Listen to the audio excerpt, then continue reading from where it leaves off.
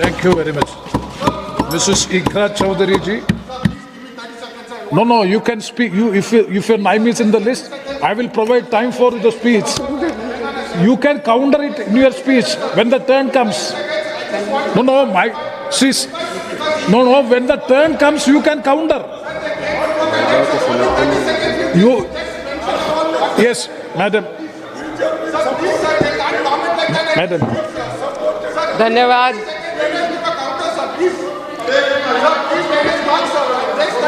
See, when your turn comes, you can counter it, no problem. No allegation. No, 1 second. No allegation is made against you. No allegation, nothing, madam.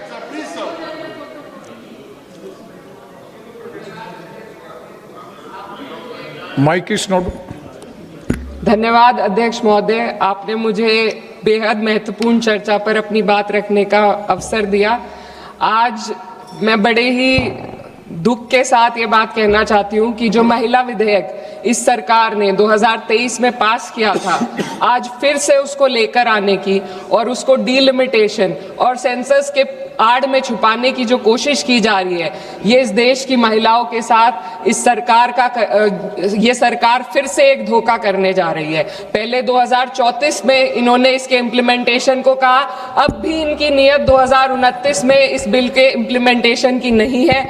ये चाहते हैं कि ये लोग सिर्फ delimitation और अपने हिसाब से करने जा रहे सेंसस के आधार पे महिलाओं को उनके अधिकार देने से रोके। आज चिंता महिला आरक्षण की नहीं है। महिला आरक्षण बिल तो सर्वसहमति के साथ इसी सदन में 2023 में पास हो चुका है। चिंता इस बात की है कि आरक्षण की आड़ में मन मुताबिक डीलिमिटेशन से कैसे राजनीतिक लाभ उठाया जाए। माननीय अध्यक्ष महोदय, वर्ष 2023 में इसी सरकार ने देश को बताया था कि महिलाओं का आरक्षण केवल नई जनगणना और परिसमन के बाद ही लागू किया जा सकता है। इसे न्याय और सटीकता के लिए आवश्यक बताया गया, लेकिन अब मात्र 3 वर्षों के भीतर वही सरकार कह रही है कि नई जनगणना की कोई आवश्यकता नहीं है। इन 3 वर्षों में ऐसा क्या बदल गया? क्या संविधान बदल गया या सरकार की प्राथमिकताएं बदल गई? ये अचानक आई तत्परता महिलाओं के लिए नहीं है, बल्कि चुनावी लाभ के लिए है। पश्चिम बंगाल और तमिलनाडु जैसे राज्यों में चुनावी प्रक्रिया चल रही है, इसीलिए सरकार का यह बदलाव किसी ठोस बुनियाद पर आधारित नहीं, बल्कि शॉर्ट टर्म पॉलिटिकल माइलेज पर आधारित है। पहले कहा गया कि अपडेटेड आंकड़ों के बिना प्रतिनिधित्व अन्यायपूर्ण होगा, और आज उसी सिद्धांत को नजरअंदाज किया जा रहा है। ये और कुछ नहीं, सिर्फ और सिर्फ पॉलिटिकल अपॉर्चुनिज्म है। माननीय अध्यक्ष महोदय, इस विधेयक की सबसे बड़ी खामी यह है कि सरकार जानबूझकर पुराने आंकड़ों का उपयोग करना चाह रही है।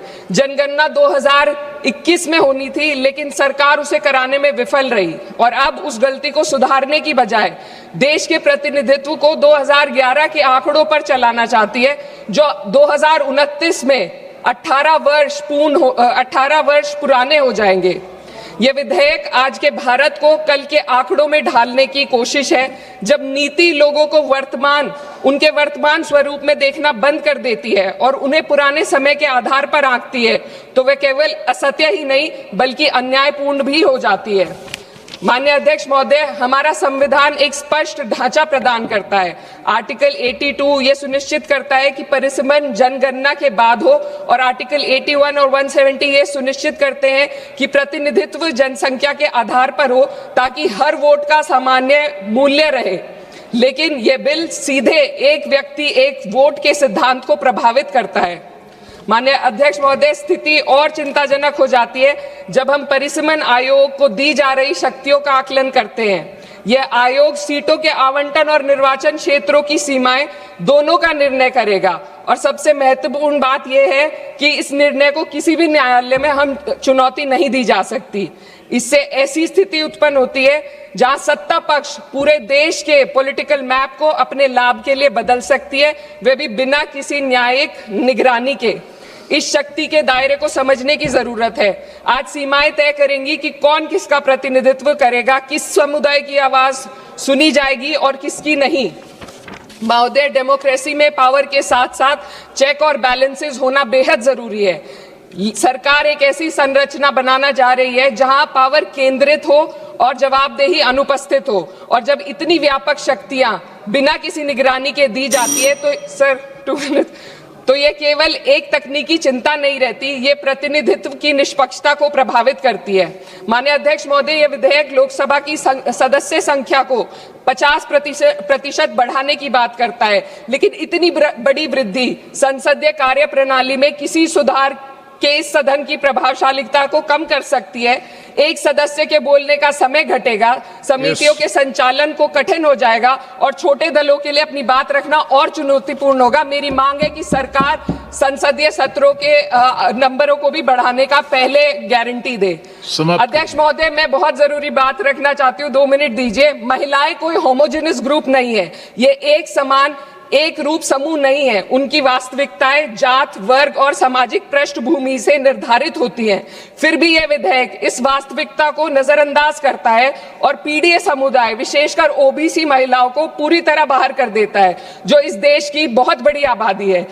ये इस विधेयक की संरचना में एक गंभीर कमी है। सोचिए, एक ऐसी युवा महिला, सर 2 मिनट्स, जो पिछड़े वर्ग या अल्पसंख्यक परिवार से आती है, जो अपने घर में पहली बार पढ़ाई कर रही है, पहली बार घर से बाहर निकलकर सार्वजनिक जीवन का सपना देख रही है, उसके पास ना संसाधन है, ना नेटवर्क है, ना राजनीतिक समाधान है। बिना उपकोटे के वह इस व्यवस्था में कैसे पार्टिसिपेट करेगी जहां पहले से ही असमानताएं मौजूद है। ओबीसी उपकोटे के बिना इस आरक्षण का लाभ पहले से ही सुविधा संपन्न वर्ग तक ही सीमित रहेगा। वंचित समुदाय की महिलाओं को एक बार फिर हाशिए पर धकेल दिया जाएगा। अध्यक्ष महोदय, नेताजी स्वर्गीय मुलायम सिंह यादव जी ने हमेशा स्पष्ट रूप से कहा कि सामाजिक न्याय के बिना, ओबीसी कोटे के बिना महिला आरक्षण का लाभ सिर्फ एक सीमित दायरे तक रह जाएगा।